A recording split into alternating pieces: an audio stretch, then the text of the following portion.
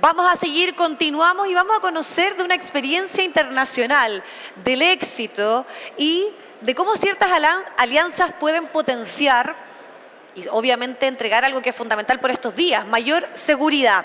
Así que le vamos a dar un fuerte aplauso y les presento de inmediato a Edgar Osuna, viene desde Colombia, es el vicepresidente de Datos y Analítica de Ubity, así que muchas gracias por acompañarnos también, estamos listos y dispuestos para poder escucharte. Adelante, muy bienvenido. Muchas gracias. Bueno, para mí es un placer estar acá con ustedes. Primera vez que estamos visitando Chile. Muchas gracias a los organizadores por tenernos en mente para este evento. La intención de estos 20-25 minutos con ustedes es compartir el éxito, un caso de éxito práctico, real, absolutamente aplicado, de cómo trabajando de la mano a Ubity con un banco del tamaño de Bancolombia hemos hecho esfuerzos importantes para hacer que sus aplicaciones sean seguras. Estamos hablando de un esfuerzo sostenido de los últimos 6 años, donde básicamente hemos logrado mitigar en muy buena medida la realidad de antifraude. En el caso particular de un caso de éxito ligado a los temas de fraude, hacerlos públicos, estos son comunidades muy secretas, muy confidenciales, es obviamente difícil hacerlo, sin embargo esto que estamos compartiendo con ustedes tiene evidentemente todas las aprobaciones legales y lo hemos trabajado de la mano junto con Bancolombia. ¿Cuál era el reto fundamental al que nos apersonamos en esto en el año 2019? De nuevo, esto es un caso de éxito compendio de los últimos 5 o 6 años. Queríamos proteger los canales digitales, pero queríamos hacerlo de una forma en la que tuviéramos resultados con la mínima fricción.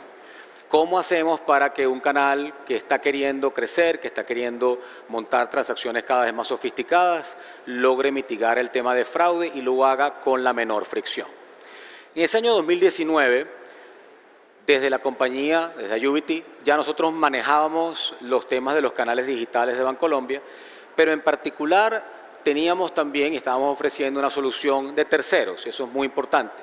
Esa solución de terceros que todavía existe, que en mi opinión es una muy buena solución, está en los cuadrantes de Gartner, al igual que nosotros. Empezaba a tener algunos problemas ya de deterioro, estaba afectando la estrategia, estaba afectando el apetito que tenía Bancolombia por lograr una mayor adopción digital.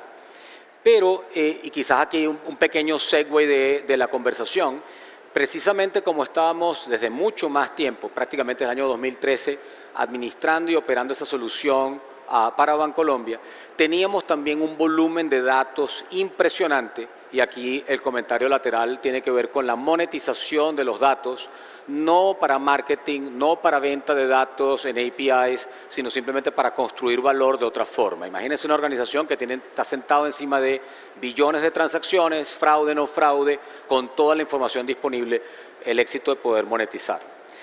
Todo este volumen transaccional de Bancolombia creciendo, evidentemente esto estaba antes del COVID y siguió estando después del COVID, y un banco obsesionado con el proceso de adopción digital. Eso es un KPI a nivel de la Junta, no es un tema de reducción de costos o un tema de marketing. Entonces, todo lo que uno lograra hacer desde el punto de vista de lucha contra el fraude era importante.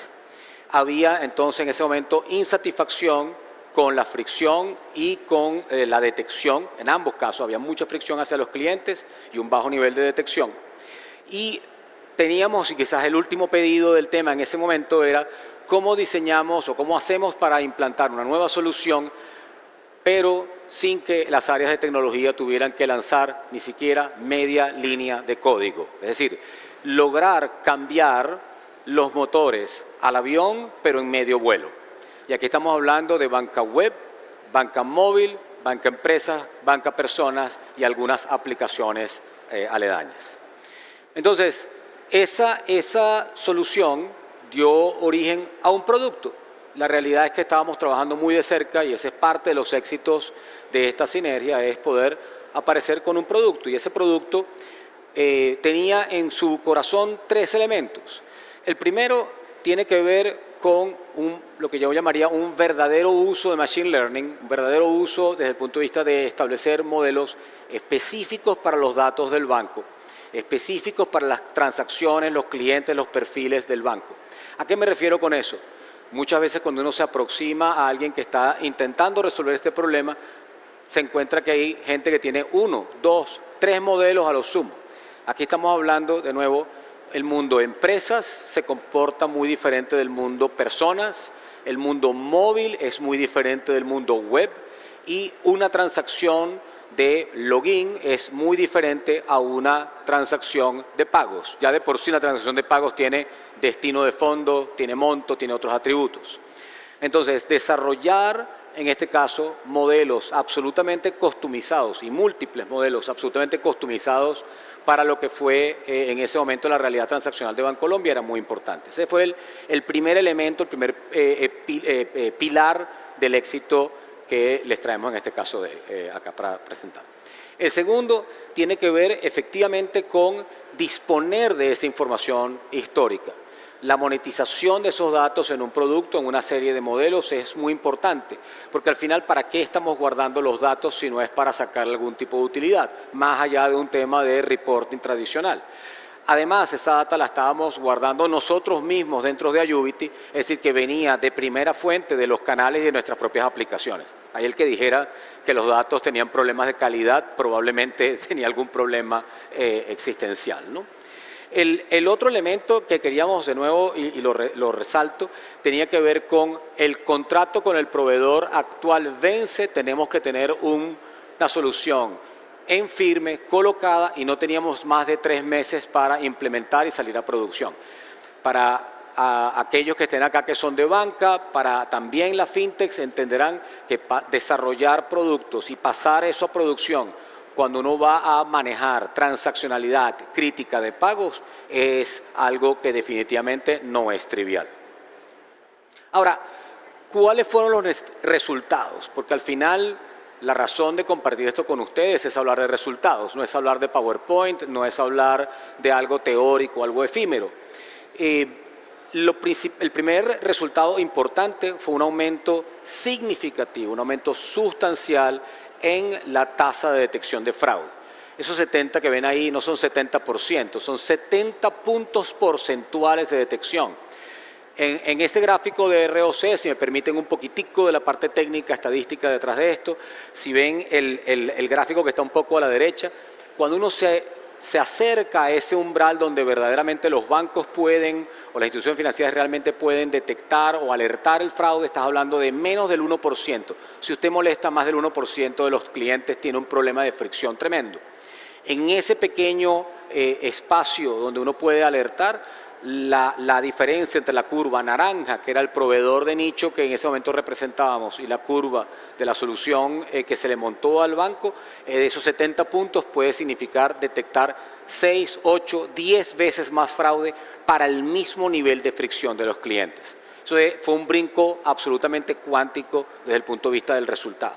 Ahora, ¿por qué ese resultado es importante? Bueno, importante porque además de eso, para aquellos que están en el mundo de la lucha contra el fraude, saben que el volumen transaccional sube por el elevador, mientras la cantidad de recursos en personas para manejar alertas, casos, investigaciones, sube por las escaleras con suerte si es que sube. Y estamos hablando de una realidad transaccional que pasó de ser de unas 200 transacciones por segundo en el año 2019 al año pasado a más de 1000 transacciones por segundo. Es decir, tener una solución que sea capaz de entregarte 70 puntos más de detección para el mismo nivel de umbral, que sea capaz de mantener un 5x de crecimiento transaccional, que tenga 100% de disponibilidad en todos los años siguientes, de manera de que el sistema no se cae, y aquellos que trabajan con la nube o que trabajan on-premise, no importa, saben que el hecho de que las máquinas se dañen, eso siempre sucede, eso es absurdo pensar que las cosas no se caen, no tienen problemas. Entonces, tener 100% de uptime era importante. Adicionalmente, para el equipo de marcaje de fraude, se lograron 12 puntos adicionales de detección con unos mecanismos adicionales de marcación automática. ¿Y eso qué significa? Significa que en vez de hablarle solo al público de detección, le estábamos hablando al público operativo, al público que hace el trabajo día a día de llamar a los clientes, de marcar los fraudes, etc. Esos son los resultados que obtuvimos desde el punto de vista de beneficios tangibles a nivel de la mejora contra el fraude. Pero en cuanto entramos en producción y el banco comenzó a ver los resultados, se nos apareció un segundo problema. Y ese segundo problema o esa segunda reto o desafío dio de hecho nacimiento a un nuevo producto. ¿Y cuál era esa necesidad o ese desafío? Bueno, ¿cómo se maneja toda esta cantidad de reglas que un banco del tamaño de un Bancolombia quiere o suele tener en sus herramientas tradicionales y ahora las quiere, pues, ¿por qué no?, transcribirlas y colocar en su nueva aplicación? Y eso tiene una cantidad de desafíos. Los desafíos van mucho alrededor de un volumen importante. Son reglas que pueden ser cuantiosas en cantidad, pueden ser voluptuosas en la sintaxis. ¿Quién mantiene eso? ¿Quién las mantiene desde el punto de vista de que estén adecuadas a los patrones actuales? ¿Cuánta gente está realmente pendiente de eso? ¿Cuánto se gasta en eso?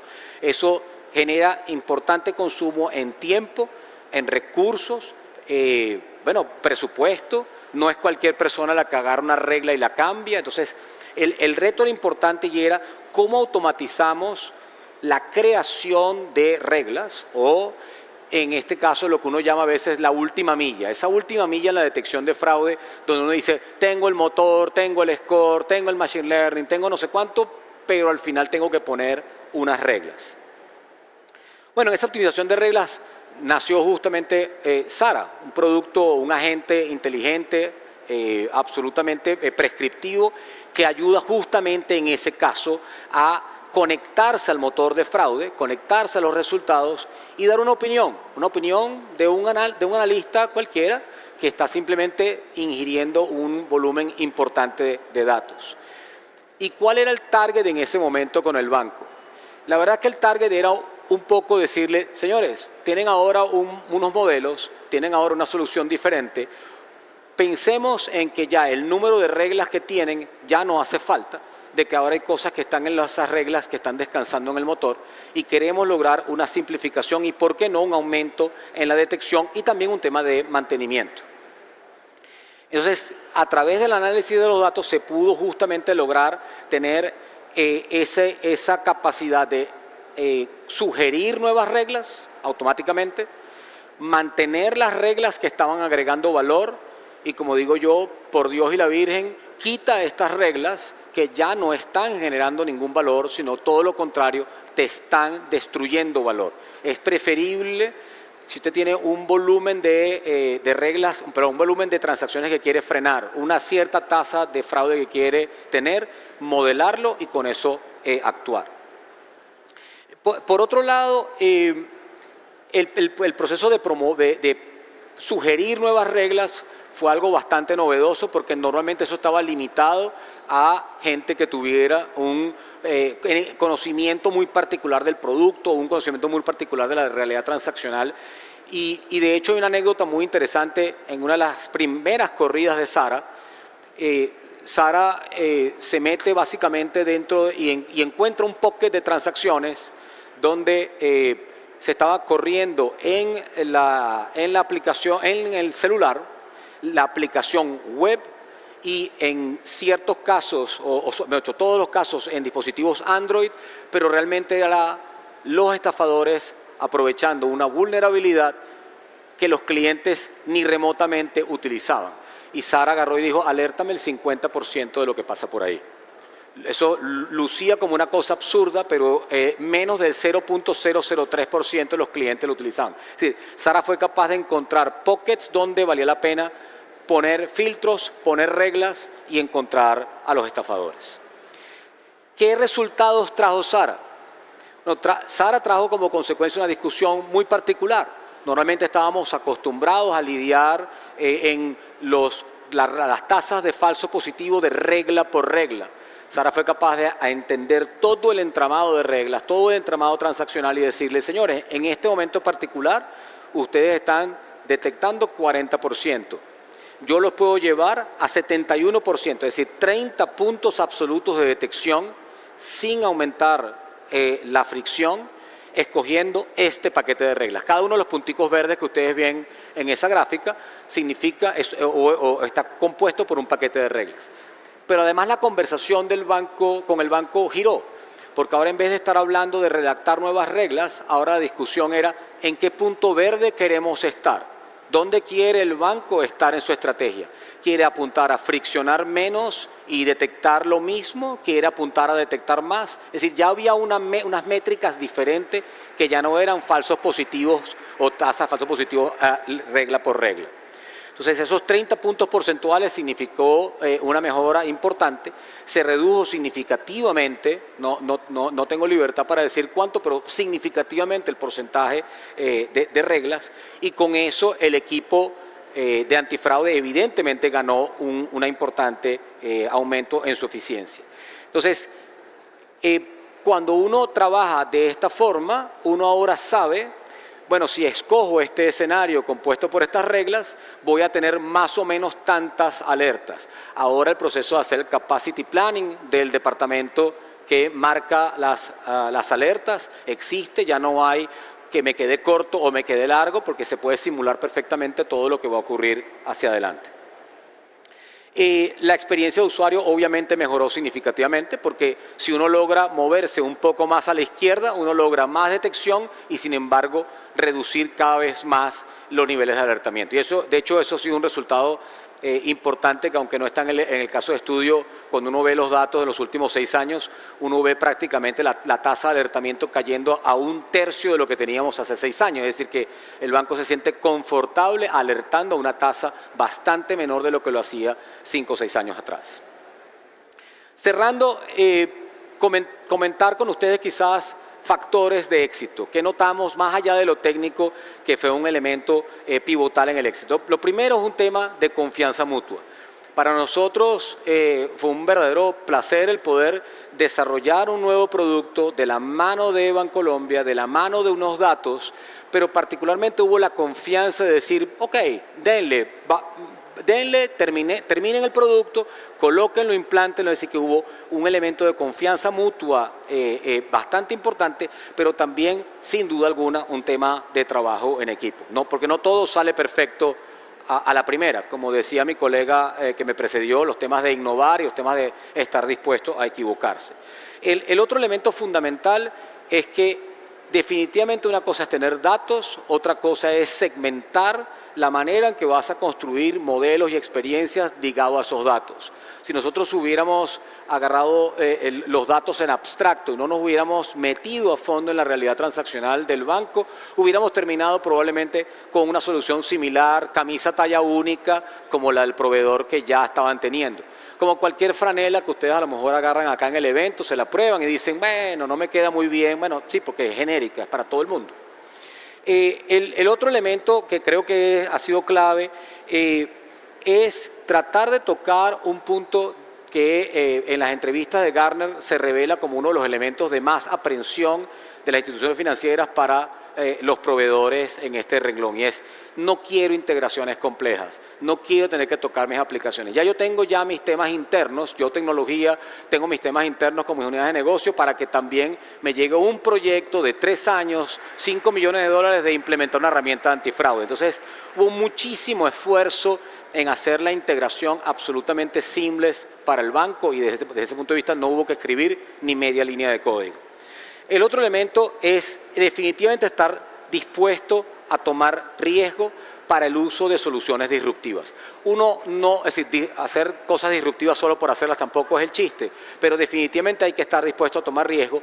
Y muchas veces decimos que los bancos son lentos o los bancos son estáticos y que solamente las fintech somos las que somos capaces. No, los bancos también tienen y han desarrollado la capacidad de tomar riesgo y ser más ágiles.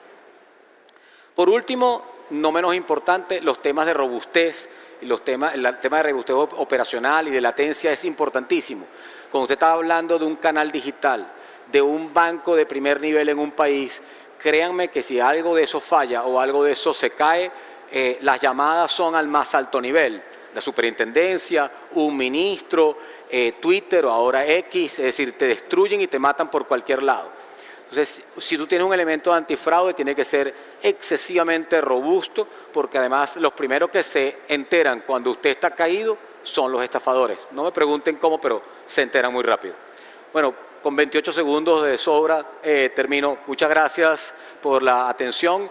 Estamos por acá en el stand P5 si nos quieren visitar. Muchas gracias, Edgar Osuna de Udity, por acompañarnos.